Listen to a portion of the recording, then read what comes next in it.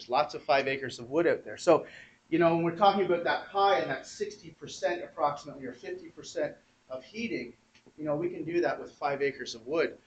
And we can be carbon neutral while we do it, which is great. And this is what I'm talking about. This is old technology. This is the stuff that came out in the 70s on the off-oil program. Airtights, everybody know that word? This is what we get from airtights. We get lots of particulates. And with the modern wood stove, since 1989, they've been out. We get 2 to 5 grams per hour. And this is a big contentious issue that's happening in Montreal right now. You've probably seen that in the papers. And what we have is we have a whole bunch of these and not enough of these. And this is where we need the governments to step in. In 1989, the American government stepped in and said, you cannot, Brad, your store, you cannot sell any of these stoves anymore. If you do, you will face a $10,000 fine. So since 1989, stores in the States have to sell these stoves. In Canada, we don't have that legislation. I can go back, make a barrel, put 4 legs on it, cut a hole in it, and sell it to you, and that's legal. So we really need the government to take some leadership on this role. And our industry association has been trying, but they keep throwing it back and forth. And most hearth shops and most of the people in this room who have hearth shops, they sell these stoves and these stoves only. Does that make sense so far? So, biomass or pelletized wood. And I've got some samples outside if you want to see what pellets look like. Basically, we're taking wood waste, and now we're starting to experiment with agricultural waste. And we're pelletizing it like rabbit food. We put it in a stove. We then have an auger system that feeds the stove, burns the fuel with the right fuel-to-air ratio. So we have a very clean burn. Actually, there's little to no smoke that comes out. There's hardly any at all. And this is an interesting thing because we've been working with a group up in Tamworth that is looking at growing switchgrass on marginal farmlands that won't support other crops. And if we pelletize switchgrass, 2 acres can heat your house for a year. And that's wonderful. We got local farmers growing local fuel, pelletized locally, and burnt locally. And how, that's just got a really wonderful ring to it. So we have stoves now that will burn this stuff and heat your home. Oh, wrong one. And pellet stoves don't look that different, do they?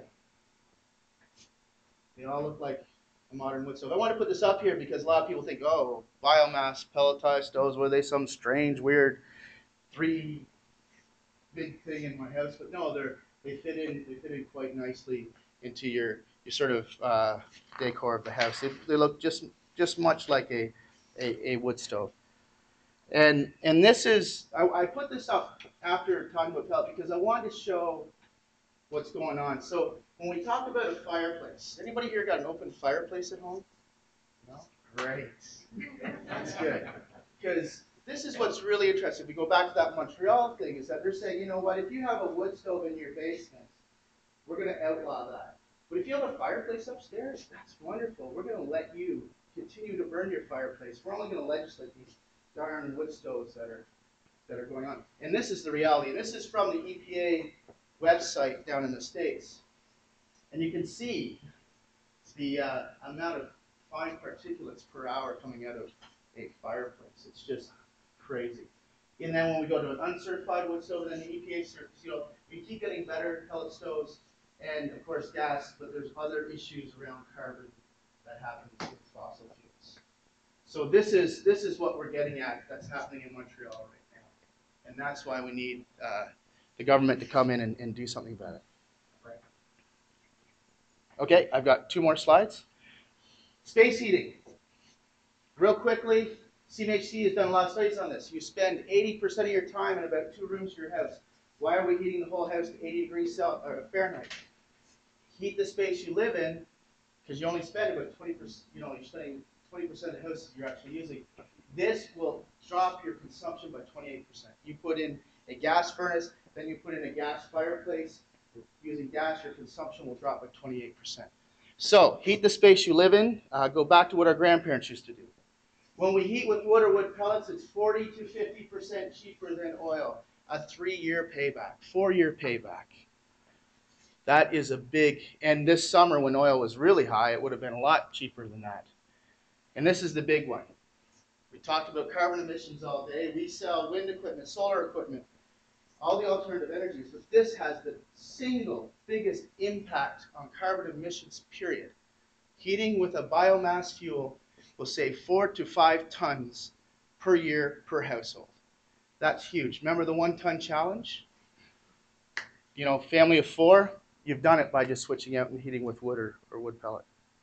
I have a quick question. Sure. Does the building code allow to burn only wood for heating source in your home?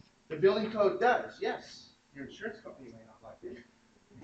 Because who's going to be there when you decide to go to the Caribbean for a week? So insurance companies have it. They have their own list of rules in a sense. So, but they will want to see something baseboard heater, something else as a And backup. there's pellets furnaces out there. There are now, yes. Yeah, as the price of oil is going up, we're seeing more research money coming into our area because you know what? Quite frankly, all the research money has been put in natural gas and oil for years and years because that's where the market is. Well, this year things are changing, and we're seeing a lot of things come to market. One more. Thank you. I think we're running Okay, coming a to you little later. bit late. We'd like to try to maybe bring those questions at the end of it. Sure. Good. So next presenter is Marty Boyster.